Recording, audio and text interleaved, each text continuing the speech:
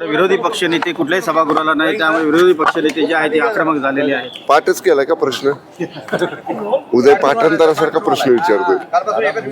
नाही, काय आहे हे बघा, काल याच्या बाबतीत जेव्हा चहापानाचा कार्यक्रम झाला त्याच्यानंतर मान्य मंत्रिमंडळ बैठक झाल्यानंतर मान्य मुख्यमंत्री महोदय आणि मान्य उपमुख्यमंत्री आदरणीय एकनाथजी शिंदे साहेबांनी या बाबतीत सरकारची भूमिका आपल्या माध्यमांसमोर स्पष्ट केलेली आहे की मुळात तर हा प्रश्न मान्य म्हणजे पीठासीन अधिकाऱ्यांच्या अखत्यारीमधला आहे. विधानसभेतला निर्णय घेण्याचा अधिकार मान्य विधानसभा अध्यक्ष महोदयांचा आहे आणि विधान परिषदेतला निर्णय घेण्याचा अधिकार मान्य विधान परिषद सभापती महोदयांचा आहे.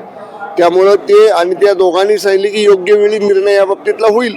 विरोधी पक्ष नेता नसला म्हणून विरोधी पक्षाच्या बोलण्यावर बंधनं मर्यादा येत नाहीत ना.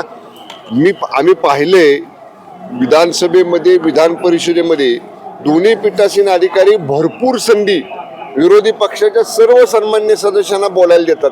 त्यामुळे त्यांनी बोलावं, त्यांचे प्रश्न मांडावेत, सरकारच्या संदर्भामध्ये त्यांची काय भूमिका असेल ती मांडावी. सरकारच्या बाजूने त्याला उत्तर देईल. विरोधी पक्ष नेता नाही म्हणजे त्याला बोलता येणार नाही असं बिलकुल नाही, ते बोलू शकतात. विधानसभेमध्ये विरोधी पक्षनेते पदासाठी ठाकरे गटाचे भास्कर जाधव यांचं नाव जे आहे जवळपास निश्चित करण्यात आलं होतं. मात्र आता त्यांचं नाव मागे पडून आदित्य ठाकरे यांच्या नावासाठी ठाकरे गट जो तो आग्रही असताना दिसतो. म्हणजे हे 2019च्या महाविकास आघाडीच्या मंत्रिमंडळाच्या रचनेसारखं झालं की सरकार बनवताना मान्य उद्धव ठाकरे साहेबांनी आमच्या आमदारांच्या बैठकीत सांगितलं की तुमच्यातला शिवसैनिक मला मुख्यमंत्री करायचा आहे आणि मुख्यमंत्री पदाचं नाव आलं तेव्हा त्यांनी स्वतःचं नाव दिलं आणि ते स्वतः मुख्यमंत्री झाले. आणि एवढंच नाही तर चिरंजीवांना कॅबिनेट मंत्री केलं. त्यामुळं जर असं आदित्य ठाकरे साहेबांचं नाव विरोधी पक्ष नेतेपदाला पुढे येत असेल तर हा जो काय 2019ला सेना आमदारांना अनुभव आला तसाच अनुभव आता उभाटाच्या आमदारांना येईल. ओके. बेळगावमध्ये मराठी नेत्यांची धरपकड सुरू केलेली आहे, तिथे मेळावा होता. बेळगाव ही नेहमीच कर्नाटक सरकार ही सीमावर्तीय भागांमध्ये अशा पद्धतीची दडपशाहीची भूमिका घेत असते.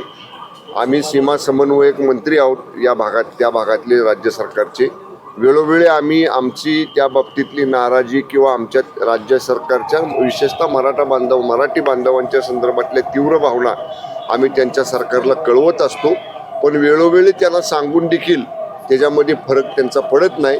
परत एकदा मान्य मुख्यमंत्री आणि दोन्ही उपमुख्यमंत्र्यांशी चर्चा करून पुन्हा एकदा केंद्रानं आता ह्याच्यामध्ये परत हस्तक्षेप मागे एकदा केला तसा करावा असं मान्य CM साहेबांची दोन्ही DCM साहेबांची चर्चा करून आम्ही केंद्राला एक पत्र लिहू. Okay, thank you.